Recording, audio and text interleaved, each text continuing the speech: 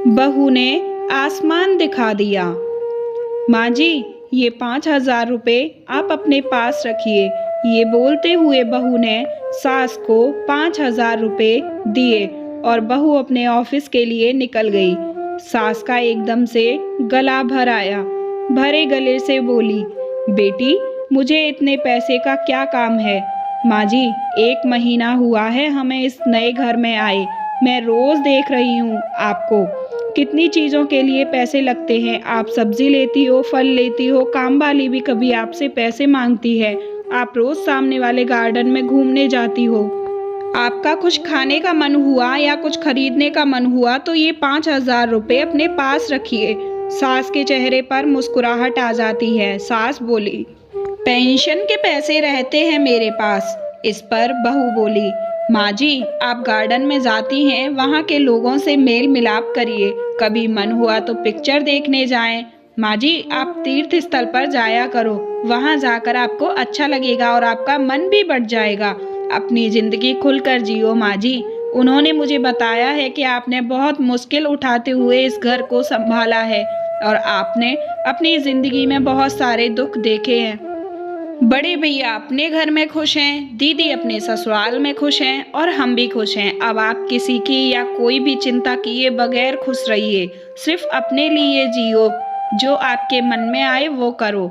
सास बोली, बेटी, इतनी छोटी उम्र में इतनी बड़ी बड़ी बातें कहाँ से सीखी तूने? माँ जी, जब मैं 12 साल की थी तब एक दिन मेरी दादी बुआ के यहाँ जा रही थी। मेरी माँ ने दादी को 500 रुपये उनके हाथ पर रखे और बोली, वहाँ जाकर बच्चों को बाहर ले जाना। वहाँ आप जाएंगी तो आपसे बच्चे नानी बोलेंगे, तो नानी की तरफ से कुछ खाने पीने पर बच्चों के लिए खर्च कर देना और खिलौने ला कर देना। दादी मम्मी के गले लगकर रोने लग गई और मैंने इतने पैसे आज तक कभी भी दिल खोलकर खर्च किए ही नहीं, ऐसा बोलने लगी। बस तभी से मम्मी और दादी का व्यवहार आपस में अच्छी सहेलियों जैसा हो गया था। माँ जी, मुझे ये पता है कि इस परिवार को संभालने के लिए आपको अपनी जॉब भी छोड़नी पड़ी। कितना बुरा लगा होगा आपको, कितनी इच्छाओं का दम घोटना पड़ा होगा। माँ जी, आज से आप अपनी पेंशन को खर्च ना करें। पेंशन के पैसे अपने पास ही रहने दीजिएगा।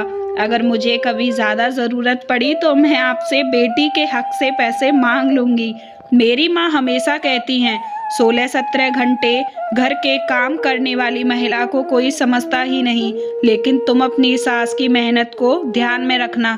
प्यार दोगी तो प्यार उगेगा। सास ने आंसू भरी आंख से बहू को गले लगाया और आंख से ओझल ना हो तब तक दरवाजे में खड़ी रही। बहू के आने पर मैं इस घर की 4 दीवारी में बंद रह जाऊंगी ऐसा सोचा था, पर बेटी, तूने तो दरवाज़ा खोलकर मुझे बाहर का आसमान दिखा दिया।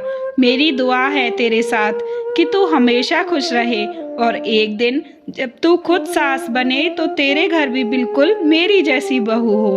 उम्मीद करती हूँ आपको मेरी कहानी पसंद आई होगी। अगर पसंद आई है तो प्लीज़ मेरे चैनल को सब्सक्राइब करिएगा।